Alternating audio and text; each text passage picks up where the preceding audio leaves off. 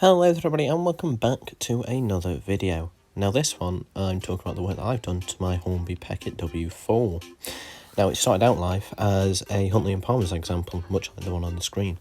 But then I removed the branding using an etch pen and a bit of white spirit on a cocktail stick and rebranded it using Railtech transfers into an NCB example, giving it the number 13.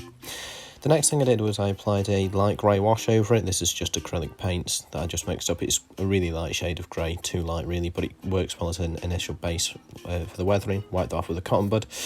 I then started to add darker greys, some weathered blacks, some life colour, and just building it up, removing it with a cotton bud, trying to introduce a little bit of streaking onto the top of the tanks. And clean down the sides, just thinking whether crews would be able to clean the locomotive really. It's just a case of using that all over, trying to get some tonal variation in there really, along the running boards as well.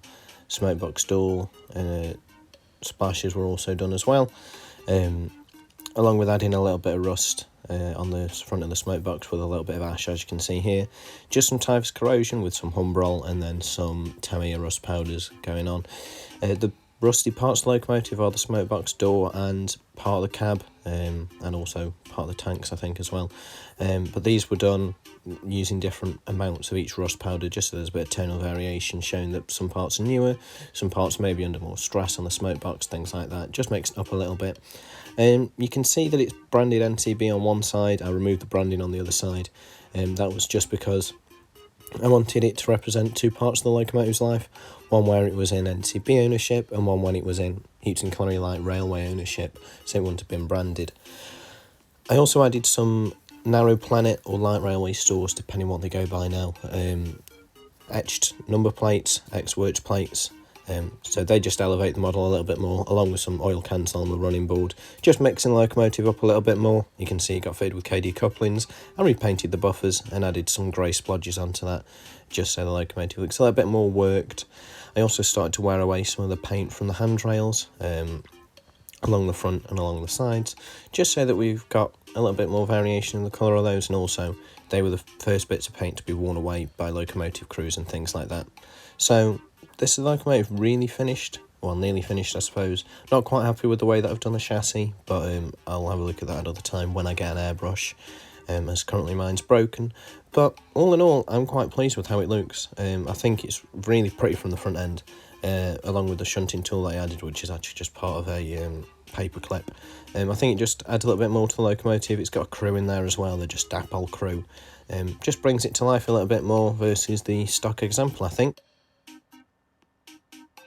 Also touched up a little bit of the paintwork with a blue paint. This is just a Humbrol blue paint. It's not the same one that obviously Hornby have used for theirs, but again, it's a little bit more tonal variation and a little bit more interest to quite flat sides of the locomotive, I find. So yeah, it's just something a little bit different. Again, tonal variation, as I've said. Now, this was the locomotive I actually based my work on. This is at the Embassy and Bolton Abbey Railway, taken from their website. I don't know whether it is a W4 class, because W2, 3, 4 and 5s all look very similar. But it gives an impression of what I wanted my model to look like, and I like to think I've certainly take some inspiration from that to create something that looks similar. And now for one of my favourite parts of these videos, and modelling in general to be fair, the fictional history. Peckett's Works number 492 was built in 1890 for use at Manchester's Victoria Warehouse, being painted in blue and fully lined. It was sold to the Heaton Colliery Light Railway Company in 1892 for use on the growing network on both mineral and passenger trains. As the colliery expanded, so did the W4's duties, including banking, exchange siding shunting, wagon work shunting and paddy trains. It was quickly dwarfed by the post-war period when the colliery brought in a lot of new locomotives. One of these was a Taff Vale U2, which is actually sitting on my workbench at home actually mine. The W4 was still a valid member of the fleet. It lasted up until 1951 in service, but it was kept as a shed pet until 1965 when it was scrapped. So, that's about it for this video. Second one I've done in this style. I've quite enjoyed it, and let me know any ways that I can improve the model and this video, and that's me off. Bye! Not quite. I would just like to say thank you to UK Model Railway Features, who had me on their Instagram page, and also Hornby, who chucked me out on their social medias, which was a little ego trip, I'm not going to lie. So yeah, go like them if you're on social media. It was nice of Hornby to do that, to be fair. So yeah, if you want to subscribe.